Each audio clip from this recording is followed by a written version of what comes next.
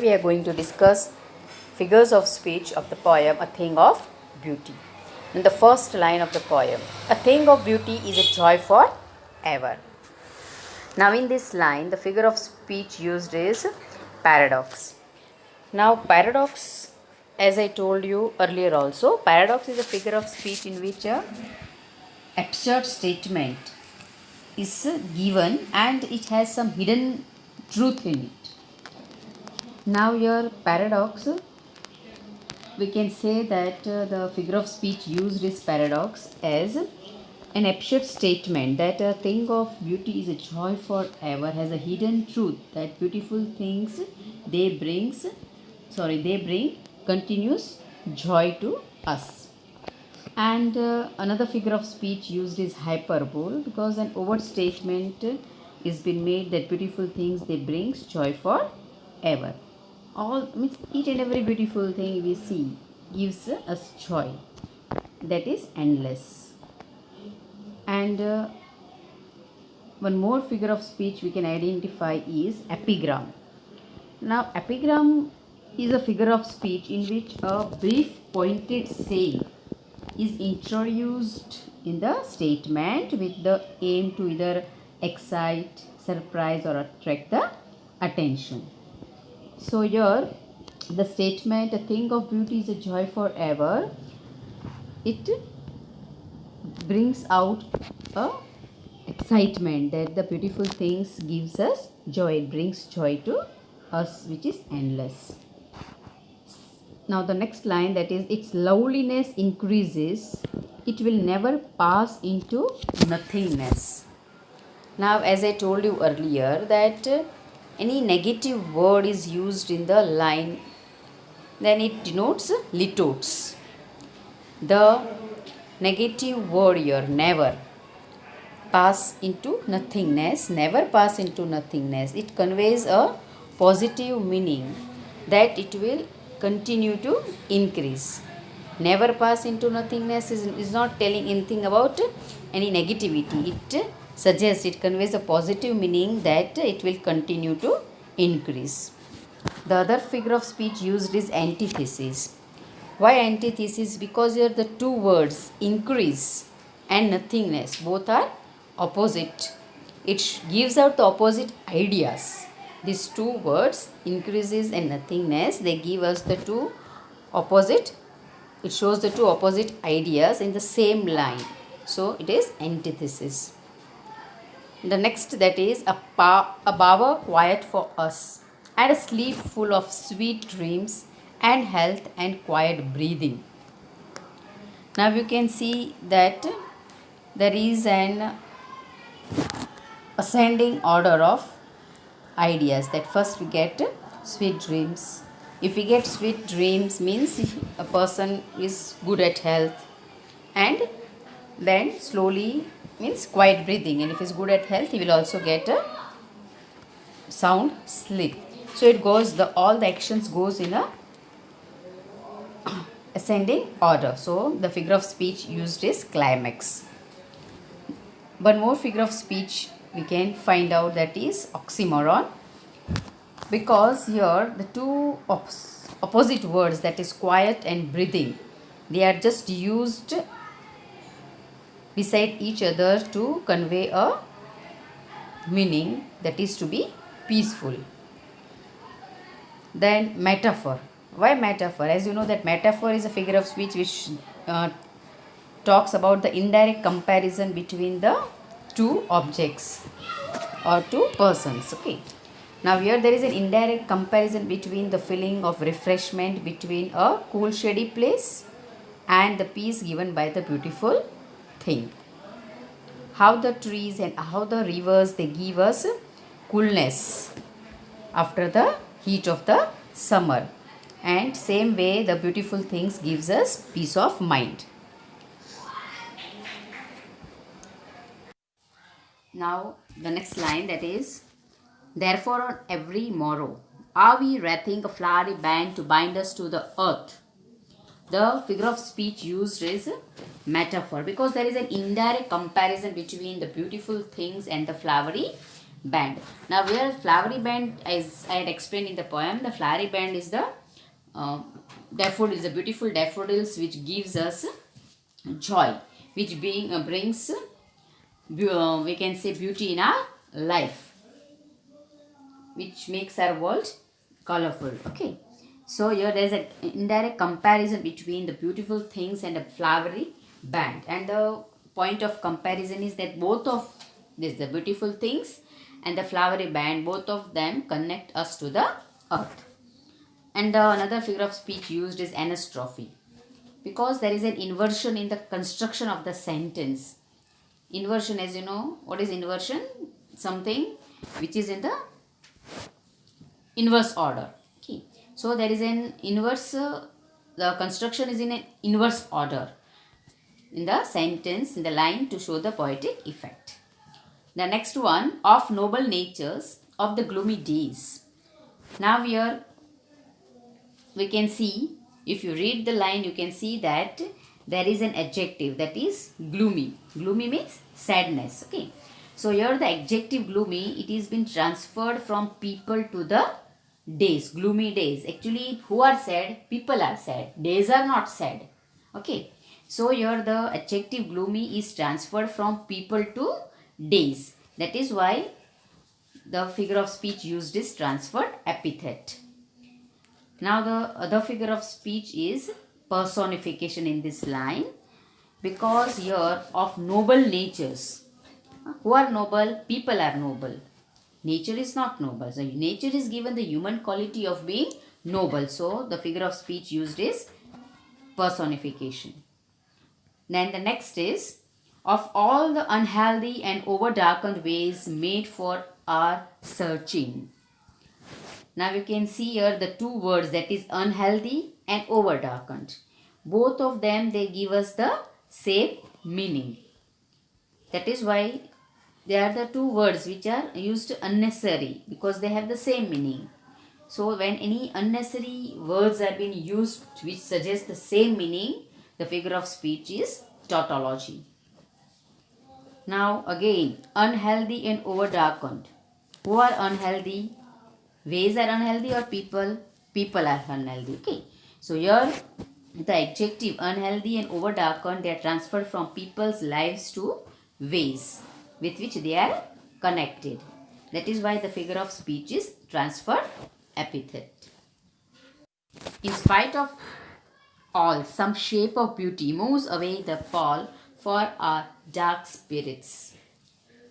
Now again, if you read the line, in spite of all, some shape of beauty moves away the pall from our dark spirits.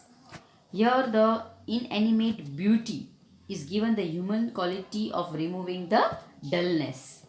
Beauty moves away. Moves away means it removes the pall. Pall means the sadness, the dullness.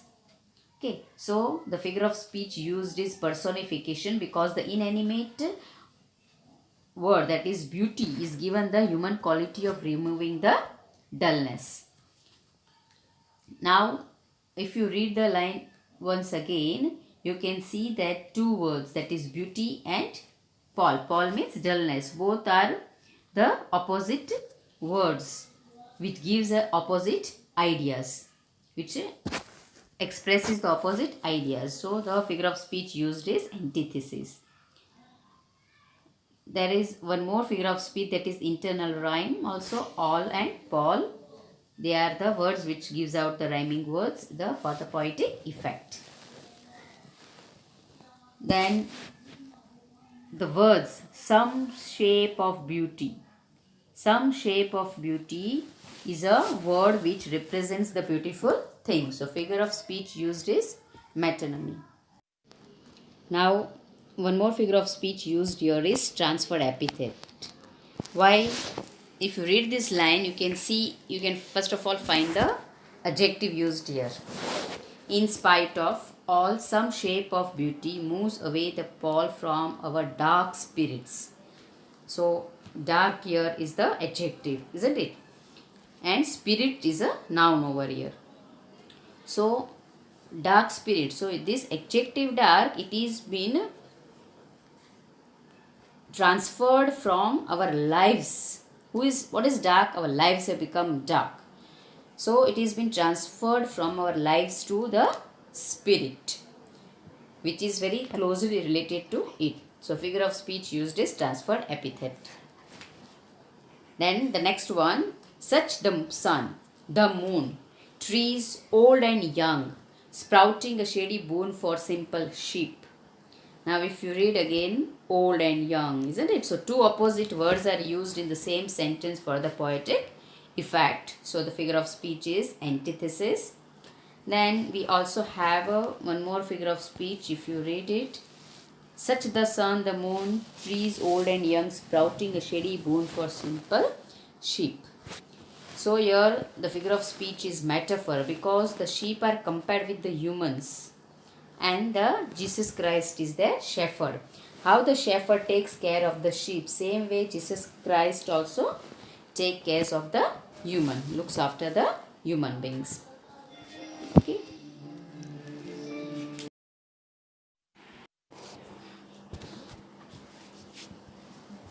And such are daffodils with a green world they live in. In this line, the figure of speech used is metonymy because the word, the green world, it represents nature. Both of the words, they have the same meaning. They are having the close relation. That is why the figure of speech used is metonymy. The next is, and clear rills that for themselves a cooling covert make. Here the figure of speech is anastrophe because there is an inverse in the construction of the sentence, and clear rills that for themselves a cooling make. Here what is the meaning of rills? It's the streams or rivers. Okay.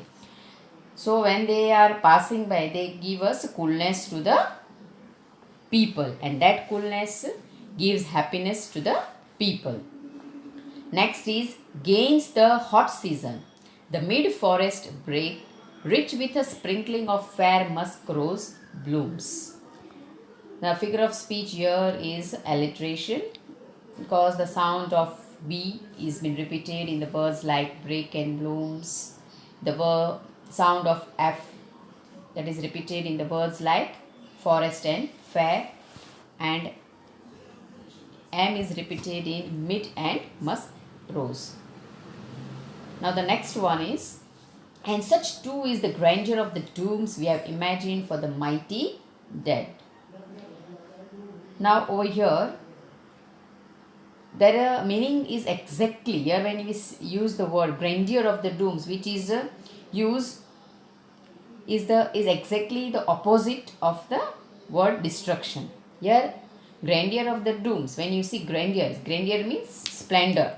Something means it shows the greatness. Okay. And dooms means sadness. And such too is the grandeur of the dooms we have imagined for the mighty dead.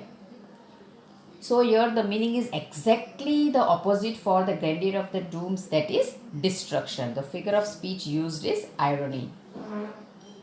The next figure of speech is used in this line is paradox, because an false statement, we can say a strange or an absurd statement is used in this line which has a hidden truth.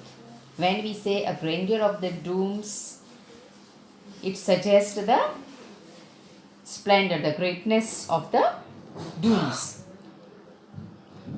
But really, what is the hidden truth in this line?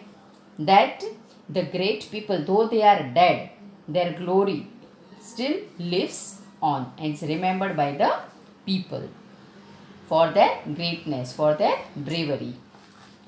So the figure of speech used is paradox. Next is, all lovely tales that we have heard or read, an endless fountain of immortal drink. All lovely tales that we have heard or read. Heard or read, these are the two opposite words which are used in the same line for poetic effect. So the figure of speech used is antithesis. Antithesis is a figure of speech in which two opposite words are used to denote two different ideas, two opposite ideas. And the same line you can see the words endless and immortal. Endless and immortal, they give us the same meaning. So they are the unnecessary use of the words which gives out the same meaning is used in the same sentence. So the figure of speech is tautology. When the unnecessary use of the words are being done in the same line which gives out the same meaning, then the figure of speech is tautology. Now in the same line you can see there is an indirect comparison between the lovely stories. All lovely stories that we have heard or read, an endless fountain of immortal drink. So there is a comparison between the lovely stories and the fountain of the immortal drink. And what is the point of comparison between both? That is, both of them give us endless satisfaction and endless joy. So the figure of speech used is indirect comparison, means metaphor. And if it's a direct comparison is made, then it is simile. So there is an indirect comparison, so the figure of speech is metaphor. And the last one, that is an endless fountain of immortal drink pouring unto us from the heavens brink. Again here there is an overstatement. Why? Have you seen a fountain which is in which any liquid which is coming out is endless, it never ends? No. Okay. So here it's an overstatement. There is a fountain which is having an endless drink in it which never ends. So it is an overstatement. So the figure of speech is hyperbole. As I told you, again here we have the two words endless and immortal. In the previous line we just learned that the figure of speech is tautology. Again here one more figure of speech is, that is metonymy. Why? Because here the word heaven's brink, it represents God's house. And the one more, if you read the line, you can get the two rhyming words here, that is drink and brink, isn't it? So when the rhyming words, two rhyming words are being used in the same sentence, same line, then the figure of speech is internal rhyme. I hope you have understood all the figure of speech. Just see that you write down this figure of speech in the book and try to revise it. And also you do write, as I told you earlier, the summary of this poem to, if your lines of the poem they are clear to you, then it becomes easy for you to identify the figure of speech. Okay. So now we'll be meeting in the next session. Till then, goodbye.